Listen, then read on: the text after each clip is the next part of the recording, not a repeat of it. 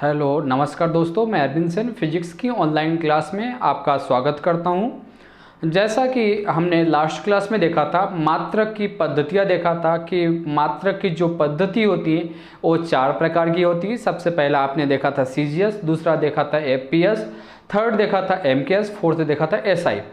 फिर हमने सदिश और अदिश का ट्रिक से समझा था। अब उसके आगे हम देखने वाले हैं कि जो पेपर कॉम्पिटिटिव एग्जाम में पूछा जाता है कि 10 की घातों के बारे में पूछा जाता है कि यहाँ पर ऋणात्मक घातें होती और धनात्मक घातें होती, तो उसके बारे में देखेंगे। तो ऋणात्मक और धनात्मक घातों को हम ट्रिक के माध्यम से समझेंगे ताकि आप पेपर में आए तो तुरंत आप ट्रिक कर दें। तो आइए स्टार्ट करते हैं 10 की घातों के बारे में। 10 की घातें जिसको बोलते हैं decimal power of 10, power of 10 मतलब 10 की जो घातें हैं उसको ट्रिक से देखेंगे और पेपर में पूछा जाता है, बहुत ज़्यादा इंपॉर्टेंट है। तो ट्रिक देखते हैं क्या है ऋणात्मक के लिए, क्योंकि 2 प्रकार की घातें, एक होती धनात्मक और एक होती ऋणात्मक। तो ऋणात्मक घाते के लिए ऋणात्मक मतलब होता है निगेटिव। हम नेगेटिव पावर की बात करेंगे। तो नेगेटिव पावर की जो ट्रिक है वो देखिए ध्यान से। यहाँ पे ट्रिक सबसे पहले यहाँ पे लिखा डेसी और सेंटी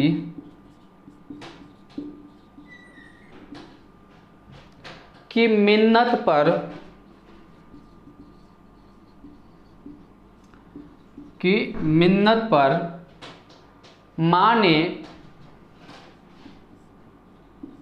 माने पिताजी पर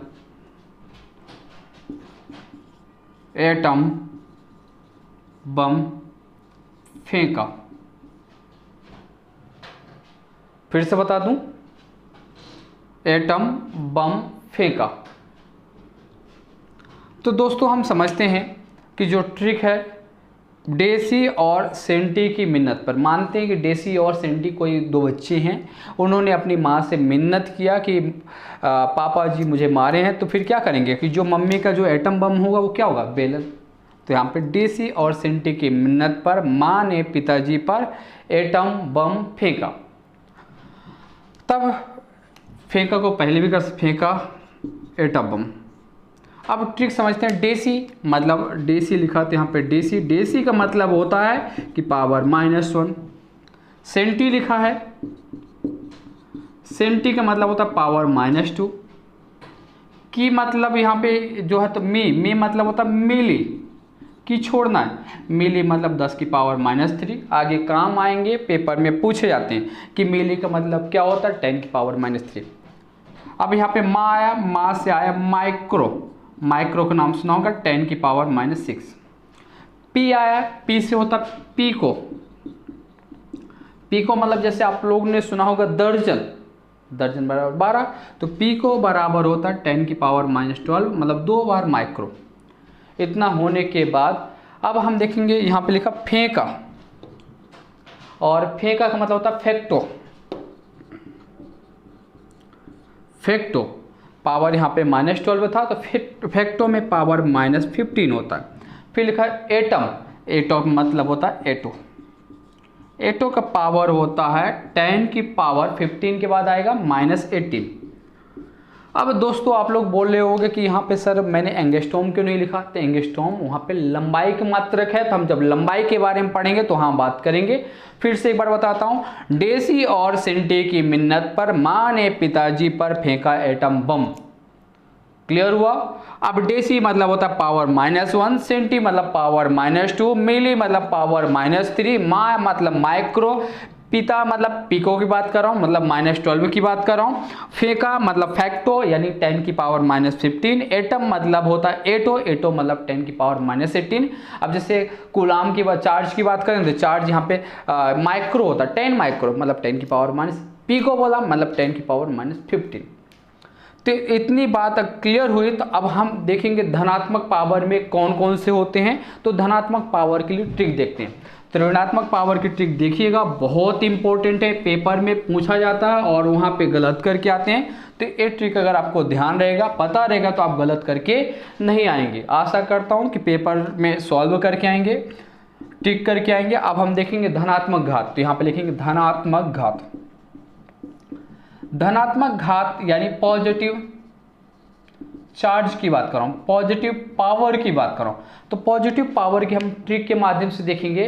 तो यहाँ पे है, सबसे पहले ध्यान रखिए, डेकु और हेकु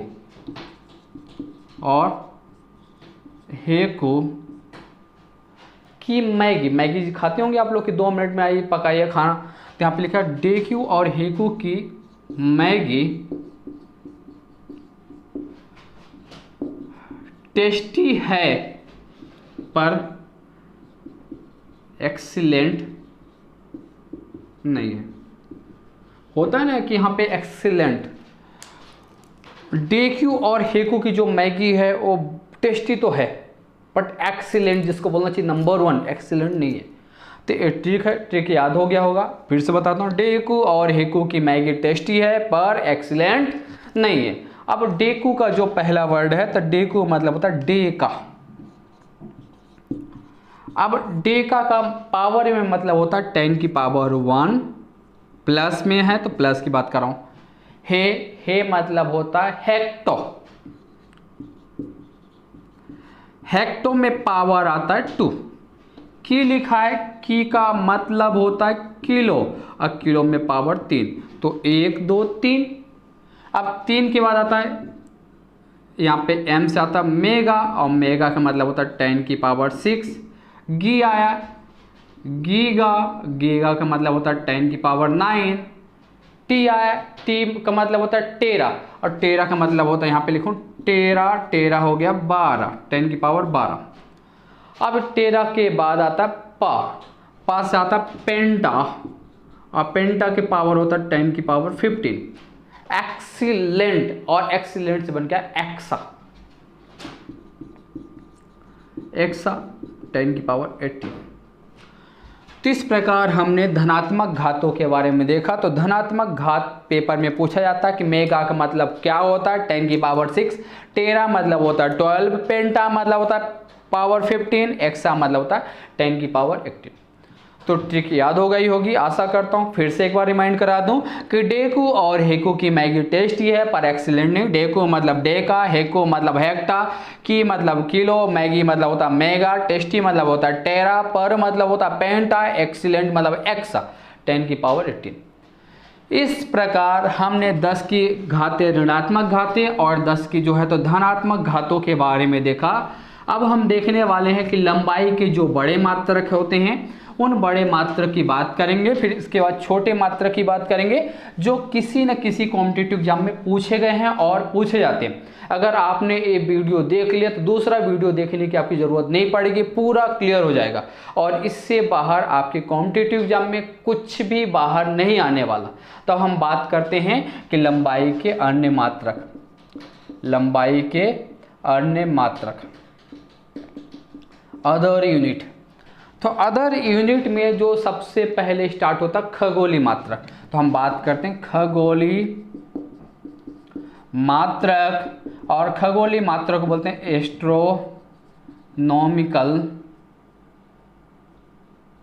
एस्ट्रोनॉमिकल यूनिट की बात कर रहा हूँ। एस्ट्रोनॉमिकल यूनिट को ध्यान रखिए, एस्ट्रोनॉमिकल का पहला वर्ड ए है तो ए लिखा होता है, यूनिट का पहला वर्ड यू है तो ए लिखा होता है, इसलिए मैंने इंग्लिश में बताया। अब आपके मन में डाउट उठ गया होगा सर ये क्या होता है, तो समझिए। अब इसको समझाने के लिए हम बना दिए, यहाँ पे सन है, ये हम आप बना दिए पृथ्वी यानी अर्थ है। तो सन और पृथ्वी के बीच की जो दूरी है, जो डिस्टेंस है, उस डिस्टेंस को मेजर करने के लिए हम खगोलीय मात्रक का उपयोग करते हैं। बात समझ में आ गई? फिर से बताता हूँ, सूर्य और पृथ्वी के बीच की दूरी को मापने के लिए खगोलीय मात्रक का उपयोग करते हैं, और खगोलीय मात्रक का जो मान है वो वैल्यू है, पेपर में कई बार पेपर में पूछा गया है, पूछा जाता है और पूछा जाएगा, तो इसकी वैल्यू होती 1.495 इंटू 10⁻11 मीटर। बिल्कुल दिमाग में बैठा लेना है, पेपर में पूछा गया है, मोस्ट IMP। फिर से बताता हूँ, एक astronomical unit equal to 1.495 into 10⁻11। तो कुछ स्टूडेंट घबराए ना, कुछ जगह 49 न लिख के 1.5 भी लिखा जाता है, तो भी ध्यान रखना। अब जो सेकंड इंपॉर्टेंट है तो उसकी हम बात करना, तो जो सेकंड नंबर पे आता है तो प्रकाश वर्ष की बात करूँ। प्रकाश वर्ष, लाइट ईयर। अब लाइट ईयर जो पेपर में है PSC तक में पूछा गया है, रेलवे सब पूछा तो जाता है, PSC में भी कई बार पेपर में पूछा गया, सबसे ज़्यादा पूछे जाने वाले मात्रक है। बिल्कुल ध्यान से देखिएगा, आपके दिमाग में बैठ जाएगा। और यहाँ पे बात करते प्रकाश वर्ष, यानी एक वर्ष में प्रकाश द्वारा चली गई दूरी को प्रकाश वर्ष कहते हैं। प्रकाश वर्ष यानी एक वर्ष में प्रकाश के द्वारा चली गई दूरी यानी प्रकाश वर्ष। पूछा जाता प्रकाश वर्ष किसका मात्रक है, तो प्रकाश वर्ष दूरी का मात्रक है। ध्यान रखिएगा, पेपर में बहुत पूछा गया है, फेवरेट क्वेश्चन है। अब यहाँ पे ध्यान रखिए, जो प्रकाश होता है तो यहाँ पे बात करते हैं 1 सेकंड में कितना चलता है, तो 1 सेकंड में 3 लाख मीटर। अब यहाँ पे कहना चाहिए 1 मिनट में कितने सेकंड, 60। फिर 1 घंटे में कितना, 60। फिर 1 दिन में कितना, 24। फिर 1 साल में कितना, 365। अब इसका मल्टीप्लाई कर दो, और मल्टीप्लाई करने के बाद जो मिलेगा 9.46 इंटू 10⁻15 मीटर। तो 1 लाइट ईयर बिल्कुल दिमाग में बैठा के देखना है, बिल्कुल बहुत वेरी IMP। तो हमने देखा खगोलीय मात्रक, सूर्य और पृथ्वी के बीच की दूरी। प्रकाश वर्ष में देखा कि एक वर्ष में प्रकाश के द्वारा, लाइट के द्वारा चली गई दूरी को प्रकाश वर्ष कहते हैं। इसकी वैल्यू जो होती है 9.46 इंटू 10⁻15 मीटर। अब हम बात करते हैं पार्सेक यानी पैराबोलिक यूनिट, यानी थर्ड यूनिट की बात कर रहा हूँ। यहाँ पे होता पार्सेक।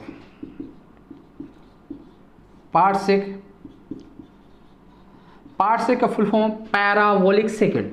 और पैराबोलिक सेकंड है तो यह सबसे पहले ध्यान रखिए कि दूरी का या लंबाई का सबसे बड़ा मात्रक तो ये पार्सेक होता। तो सबसे बड़ा मात्रक, सबसे लार्ज यूनिट, सबसे बड़ा मात्रक। तो सबसे बड़ा जो मात्रक होता है पार्सेक होता है, और एक पार्सेक इक्वल टू होता है, ध्यान रखिए 1 parsec equal to 3.08 into 10⁻16 metre. हम 3 लिखा और यहाँ पे लाइट ईयर में पूछा जाता तो लाइट ईयर में 3.26 लाइट ईयर इतना। तो पहला नंबर है खगोलीय मात्रक यानी सूर्य और पृथ्वी के बीच की दूरी, वैल्यू होती है 1.495 इंटू 10⁻11 मीटर। प्रकाश वर्ष में होता है 9.46 इंटू 10⁻15 मीटर। पार्सेक में होता है 3.08 इंटू 10⁻16 मीटर। अब इस प्रकार हमने जो देखा कि लंबाई के बड़े मात्रक हैं। अब बड़े मात्रक है तो हम छोटे मात्रक की बात करता हूँ, और वो मात्रक बता रहा हूँ जो पेपर में पूछे गए हैं, उन्हीं की हम बात करें। तो सबसे पहले यहाँ पे बात करते हैं जो कोशिका है, तो कोशिका के मापने की इकाई यहाँ पे लिखेंगे, कोशिका को मापने की इकाई। कोशिका को मापने की जो इकाई है तो इकाई यहाँ पे लिखते हैं माइक्रो। क्लियर है, यानी 10⁻⁻6। फिर बात करते हैं यहाँ पे अणु के बारे में सुना होगा। अणु को मापने की इकाई, जो अणु को मापते हैं वो क्या है 10⁻⁹ यानी नैनो में बात करते हैं। अब जो बात करते हैं थर्ड नंबर पे, तो थर्ड नंबर परमाणु की बात करते हैं। परमाणु का आकार, तो परमाणु का जो आकार होता है 10⁻⁻10, तो यहाँ पे बोलते हैं एंगस्ट्रॉम। इसको बोलते हैं 10⁻⁻10 को बोलते हैं एंगस्ट्रॉम। ध्यान रखिएगा, जो दूरी है तो दूरी ध्यान रखना, जो तरंग दैर्ध्य की यूनिट एंगस्ट्रॉम, तो एंगस्ट्रॉम लिखा होगा कि 1 एंगस्ट्रॉम बराबर 10⁻⁻10 मीटर। ध्यान रहेगा। फिर बात होती फोर्थ, नाभिक की बात करते हैं। नाभिक का जो आकार होता है, नाभिक का आकार होता है 10⁻⁻15 मीटर, जिसको बोलते हैं यहाँ पे फर्मी। तो 1 फर्मी इक्वल टू 10⁻⁻15 मीटर। ये कुछ छोटे हमने लिख दिया, छोटे मात्रक में। सबसे पहले कोशिका को जो मापने की इकाई है वो क्या, माइक्रो से मापते हैं। किससे, माइक्रो। और एक जो माइक्रो इक्वल टू होता है 10⁻⁻6। अणु को मापने के लिए नैनो यानी 10⁻⁹। परमाणु को नापने के लिए एंगस्ट्रॉम यानी 10⁻⁻10। और नाभिक का जो आकार नापना है तो उसके लिए हम क्या करते हैं, फर्मी की बात करते हैं। अब इसके बाद कुछ और मात्रक हैं, तो वो मात्रक हम अभी देखेंगे।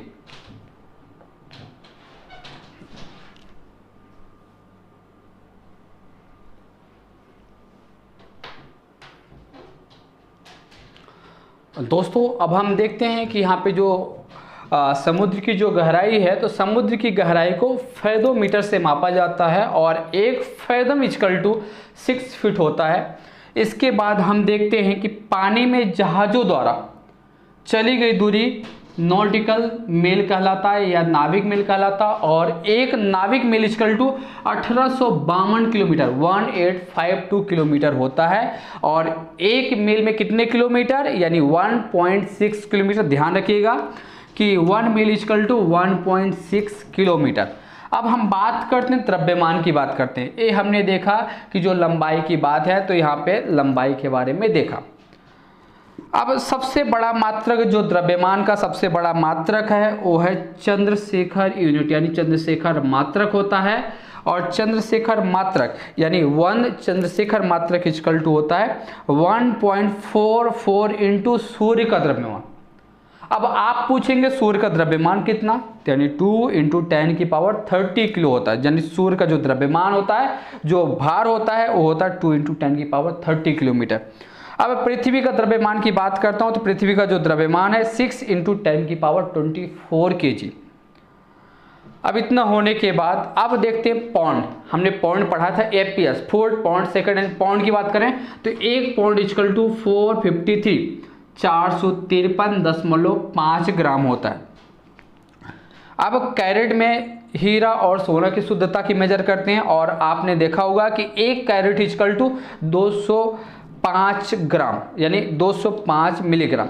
और 205 मिलीग्राम है तो उसको ग्राम में अगर कन्वर्ट करें तो पॉइंट यहाँ पे 0.2 ग्राम होता है।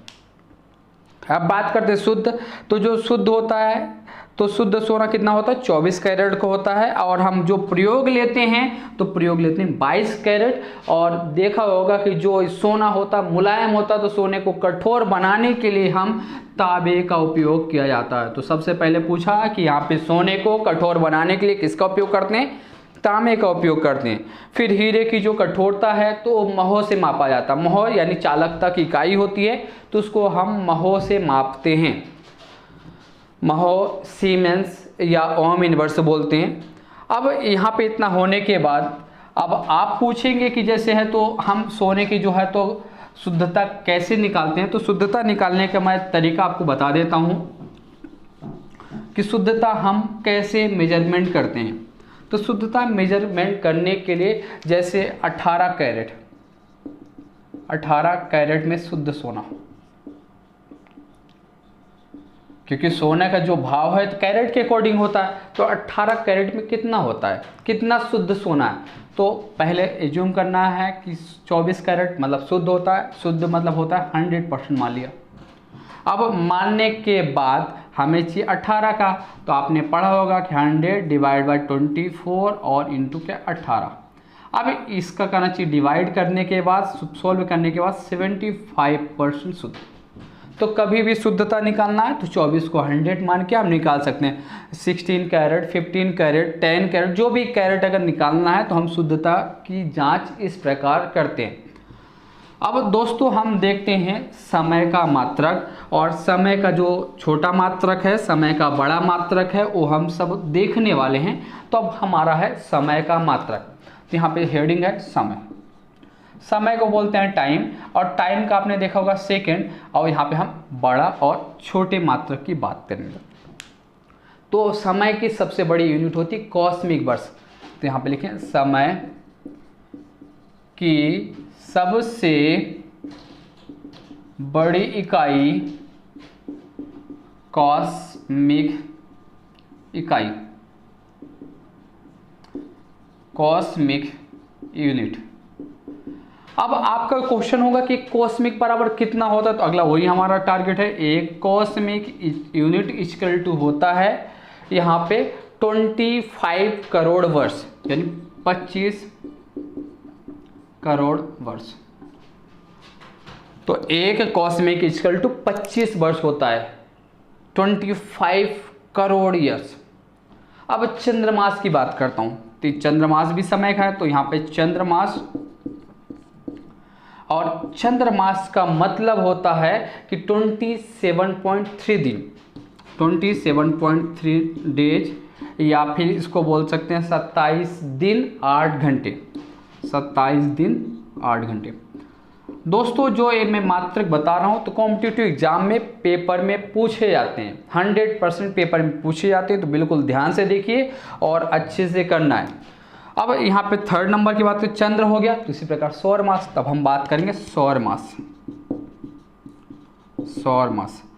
अब एक सौर मास का मतलब होता है 30 या 31 दिन, 30 या 31 दिन। तो सौर मास मतलब 30 से 31 दिन होता है, चंद्रमास मतलब 27.3 डेज। अब सबसे छोटा मात्रक, अब बात करें सबसे छोटा मात्रक, समय का जो सबसे छोटा मात्रक होता है वो सेक होता है। अब आपके मन में होगा सेक मतलब कितना होता है, 10 की पावर माइनस यहाँ पे 8 सेकेंड। सेक का मतलब होता है 10 की पावर माइनस 8 सेकेंड को बोलते हैं सेक। अब इतना होने के बाद हमने देखा समय, समय में देखा कॉस्मिक, चंद्रमास, सौर मास, और सबसे छोटा होता सेक यानी 10 की पावर माइनस 8 सेकेंड। कॉस्मिक में 25 करोड़ वर्ष, चंद्रमास में 27.3 डेज, सौर मास में 30 से 31 दिन, और समय का जो सबसे छोटा मात्रक होता है वो होता है सेक यानी 10 की पावर माइनस 8 सेकेंड। अब दोस्तों हम बात करते हैं तापमान की, बात करते हैं टेम्परेचर की, बात करते हैं कि टेम्परेचर में कौन कौन से मात्रक होते हैं। तो यहाँ पे अगला हेडिंग है ताप के, बात कर रहा हूँ ताप, यानी टेम्परेचर को हम मेजर करते हैं Celsius scale, Fahrenheit scale, rumour scale, और यहाँ पे केल्विन स्केल की बात करें तो उन्हीं चारों स्केल की बात हम करते हैं। तो सबसे पहले चारों का नाम लिखते हैं। तो पहला नाम आपको पता होगा, जैसे बुखार आया तो डॉक्टर के पास जाते हैं तो सेल्सियस या फ़ारेनहाइट लगाता है, तो पहला स्केल है सेल्सियस पैमाना, सेल्सियस पैमाना। दूसरा है फ़ारेनहाइट, फ़ारेनहाइट पैमाना। दोस्तों तीसरा जो है वो है र्यूमर पैमाना। चौथा है केल्विन। तो यहाँ पे इसको बोलते हैं डिग्री सेंटीग्रेड, डिग्री सेल्सियस। तो इसका भी ऐसा भी लिखा था डिग्री सेल्सियस, डिग्री फ़ारेनहाइट, और यहाँ पे डिग्री। क्लियर हुआ? तो यहीं से एक क्वेश्चन बन गया कि ऐसा कौन सा पैमाना है जिसमें डिग्री शब्द का उपयोग नहीं करते, केल्विन पैमाना है। तो ध्यान रहेगा आपको kelvin, degree Celsius, degree Fahrenheit, degree rumour और केल्विन है। तो हम सबकी बात करने जा रहे हैं। तो आपने देखा होगा कि कोई भी स्केल है, डॉक्टर के पास जाते हो तो थर्मामीटर मतलब होता है टेम्परेचर को मेजर करने करता है। तो इस प्रकार आपने देखा होगा कि इकाई बनाया होगा। तो सबसे पहले जो नीचे होता है तो लोअर पॉइंट, जो ऊपर होता है उसको अपर पॉइंट। यहाँ पे जैसे 0 तो यहाँ पे 100, ये लोअर पॉइंट अपर पॉइंट। तो हम दोनों के लोअर पॉइंट और अपर पॉइंट की बात करेंगे। तो सबसे पहले यहाँ पे बात करते हैं निम्न बिंदु। निम्न बिंदु मतलब स्टार्टिंग कहाँ से हो रहा है, लोअर। और निम्न बिंदु का मतलब होता है गलनांक, क्वथनांक का नाम सुना होगा, तो यहाँ पे बात करेंगे गलनांक। और दूसरा होता है क्वथनांक, क्वथनांक मतलब होता है उच्च बिंदु। तो निम्न बिंदु, उच्च बिंदु, गलनांक, क्वथनांक। यहाँ पे इसको बोलते हैं मेल्टिंग पॉइंट, बॉइलिंग पॉइंट।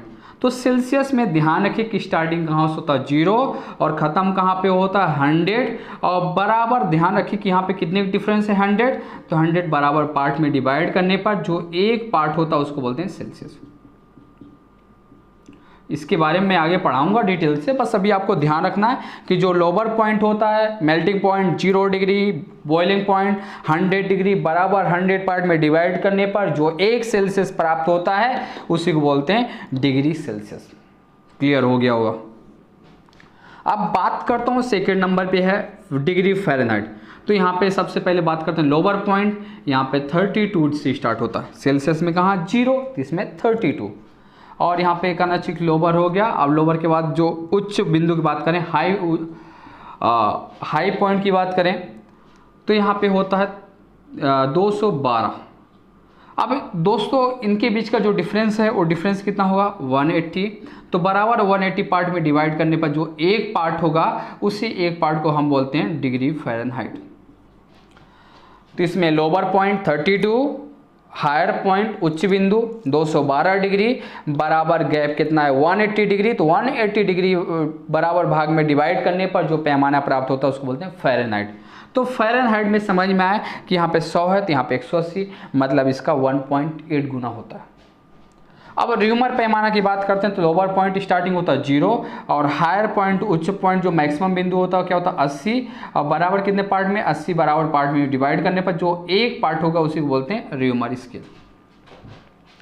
अब र्यूमर की बात कर लिया, अब हम बात करते हैं केल्विन स्केल की बात करें तो जो यहाँ पे लोअर पॉइंट होता है, जो मेल्टिंग पॉइंट होता है वो होता है यहाँ पे 273 केल्विन, जो हायर पॉइंट मैक्सिमम पॉइंट होता है वो 373 केल्विन, कितने का गैप है 100, यानी 100 पार्ट में डिवाइड करने पर जो एक पार्ट होता है उसको बोलते हैं केल्विन स्केल। तो सेल्सियस और केल्विन में कितना 100 का गैप है, इसमें कितना है 180 का गैप है, इसमें 80 का है। और दोस्तों इसका जो सबसे महत्वपूर्ण फॉर्मूला रिलेशन पूछा जाता है उस रिलेशन की हम बात कर रहे हैं।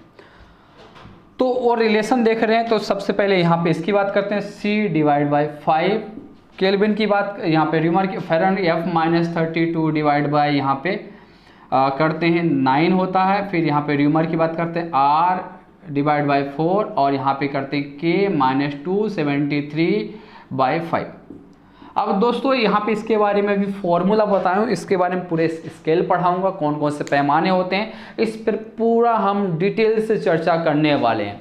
तो देखा कि तापमान की 4 मात्रक हैं, Celsius, degree Fahrenheit, degree rumour और केल्विन। तो रिलेशन ध्यान रखिएगा C/5। चलिए और थोड़ा सा बता दूं कि फॉर्मूला कैसे आया, आपके मन में डाउट होगा, नहीं समझ में आया होगा, तो फॉर्मूले के बारे में मैं क्लियर कर देता हूँ, डिटेल्स ही बता दूँ जब पढ़ा ही रहा हूँ। तो सेल्सियस है तो सेल्सियस कर दिया, स्टार्टिंग कहाँ से 0, और बराबर कितने पार्ट में डिवाइड किया 100 लिख दिया।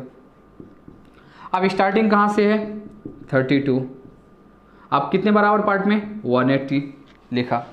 अब यहाँ पे र्यूमर में स्टार्टिंग कहाँ से 0, डिवाइड कितने पार्ट 80, केल्विन में कहाँ से स्टार्ट 273, और यहाँ पे कितने बराबर भाग 100। अब दोस्तों अगर हम बात करें तो यहाँ पे लिखा C 100 है, 180 है, 80 है, 100 है, 20 से डिवाइड कर दें तो यहाँ पे आएगा 5, यहाँ पे F -32 20 से डिवाइड करें तो 9, R यहाँ पे 20 से डिवाइड करें तो 4, और यहाँ पे K 273 20 से डिवाइड करें तो 5।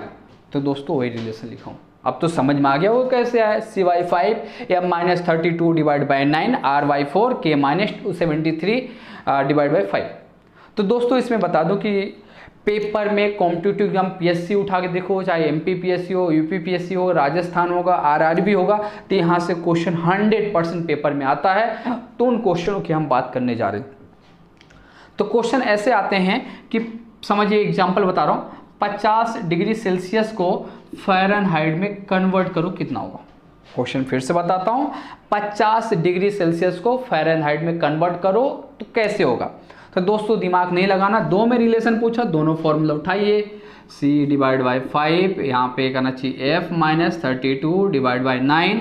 अब यहाँ पे इतना होने के बाद दोस्तों हम बात करते हैं, C की वैल्यू आपको दिया है, कितना दिया है 50 डिग्री दिया है, तो C के स्थान पे हम रखेंगे 50, तो यहाँ पे C के स्थान पे 50 रख दिया। 5। और फ़ारेनहाइट पूछा तो कुछ नहीं करना, 32 डिवाइड बाई 9। अब क्रॉस मल्टीप्लिकेशन करेंगे तो यहाँ पे कहना चाहिए कि 50 इंटू 9। अब यहाँ पे क्रॉस मल्टीप्लिकेशन करें तो f माइनस 32। अब इतना करने के बाद इसको सॉल्व करेंगे, तो सॉल्व करेंगे तो यहाँ पे 10 होगा और 10 में 9 को होगा तो 90 हुआ और f माइनस 32 बचा। माइनस से इधर आया तो plus 90 plus 32 equal to f। तो यहाँ पे जोड़ा तो 2 और यहाँ पे जोड़ा तो 9 और 3 क्या 12 हो गया, तो 122 फ़ारेनहाइट। अगर डिग्री सेल्सियस में 50 है तो फ़ारेनहाइट में क्या होगा 122। दूसरा क्वेश्चन हम देखते हैं दोस्तों, समझ में आ गया होगा, फिर से बताने की जरूरत नहीं। जिसको नहीं समझ में आया तो नेक्स्ट क्वेश्चन बता रहा हूं, वहां से डाउट क्लियर कीजिए।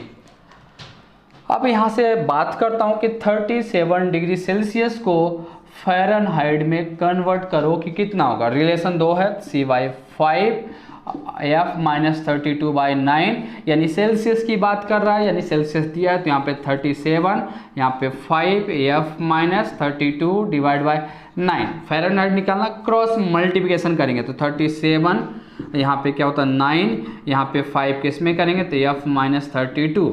हमें निकालना f, तो 5 इसके नीचे आएगा तो 37 मल्टीप्लाई 9 डिवाइड बाई 5 और यहाँ पे f माइनस 32 है तो आप लिखेंगे f माइनस 32 है तो इधर आएगा 37 into 9 divide by 5 plus 32f। अब फ़ारेनहाइट में जब निकालेंगे तो इसकी जो वैल्यू आएगी अप्रोक्स 98.6 के अप्रोक्स आएगी फ़ारेनहाइट में। सॉल्व कर लीजिएगा, सॉल्व करने के बाद इतनी आई। तो एक क्वेश्चन आपको समझ में आया। अब एक क्वेश्चन जो कॉम्पिटिटिव एग्जाम में 100% पूछा जाता है, बहुत इंपॉर्टेंट है कि वह कौन सा टेम्परेचर होगा जिसमें सेल्सियस और फ़ारेनहाइट बराबर होंगे। रिपीट करता हूं क्वेश्चन, वह कौन सा ताप होगा जिसमें सेल्सियस और फ़ारेनहाइट बराबर होगा। तो लिख देता हूं, वह ताप जिस पर C और F बराबर होंगे, सेल्सियस और फ़ारेनहाइट बराबर होंगे। कुछ नहीं पता, रिलेशन है C divide by 5 f minus 32 divide by 9, इतना कर दिया। अब C नहीं दिया तो C बराबर x मान लिया और C और F के बराबर क्या मान लिया x मान लिया। नहीं पता मुझे तो C के स्थान पे x डिवाइड बाई 5, F के स्थान पे नहीं पता तो x माना हमने, तो यहाँ पे 32 डिवाइड बाई 9। क्रॉस मल्टीप्लिकेशन करें तो यहाँ पे करेंगे तो यहाँ पे क्या होगा 9x, यहाँ पे करें तो 5x और यहाँ पे करेंगे तो मल्टीप्लाई होगा 2 का 5 में हुआ तो 10 हुआ, यहाँ पे करेंगे 15 और 16 हुआ। अब दोस्तों यहाँ पे 5 प्लस में इधर आएगा तो माइनस में होगा तो 9x minus 5x equal to 160 और यहाँ पे घटाएंगे तो 4x इक्वल टू माइनस 160। अब डिवाइड कर दिए तो कितना बचा यहाँ पे 4 से यहाँ पे तो 40, तो x equal to minus 40 degree ऐसा टेम्परेचर होगा जिसमें सेल्सियस और फ़ारेनहाइट बराबर होंगे। तो इस क्वेश्चन का आंसर होगा माइनस 40 डिग्री। PSC के एग्जाम तक में पूछा गया क्वेश्चन है, तो ध्यान दीजिएगा अच्छे से। अब बात करते हैं परम शून्य ताप की बात करते हैं दोस्तों। तो AB पेपर में पूछा गया परम शून्य ताप कितने डिग्री को बोलते हैं, परम शून्य ताप। तो इसको भी बता दूं, परम शून्य ताप मतलब होता है 0 केल्विन। तो 0 केल्विन को बोलते हैं परम शून्य ताप। इससे कम टेम्परेचर हो ही नहीं सकता। आपने कभी नहीं सुना होगा कि -6 केल्विन, -10 केल्विन, यानी परम शून्य ताप यानी 0 केल्विन की बात करा। और 0 केल्विन का मतलब होता है 273.15 डिग्री सेल्सियस। तो दोस्तों समझ में आया, पेपर में पूछा गया क्वेश्चन है कि 0 केल्विन मतलब होता है -273.15। राजस्थान UPPSC उठा के देखें पेपर में तो पूछा गया है। वह ताप जिस पर बराबर है मतलब -40। रिलेशन पेपर में पूछा गया direct, C divide by 5 f minus 32 divide by 9 R divide by 4 K minus 273 divide by 5। इस प्रकार हमने दोस्तों आज देखा कि यहाँ पे 10 की पावर देखा, फिर लंबाई का, फिर समय का, द्रव्यमान का, ताप का, सबका हमने छोटा मात्रक बड़ा मात्रक सब देखा। और आशा करता हूँ कि वीडियो अच्छा लगा होगा और हम नेक्स्ट क्लास में बीमित सूत्र के बारे में देखेंगे। तो बीमित सूत्र बिल्कुल मिस मत करिएगा, बहुत इंपॉर्टेंट है। कोई भी टॉपिक पढ़ना तो बीमित सूत्र के बगैर नहीं पढ़ सकते। और बीमित सूत्र इंजीनियरिंग हो गया, बाकी दूसरे जितना भी पेपर है सभी पेपरों में पूछा जाता है। तब तक के लिए धन्यवाद।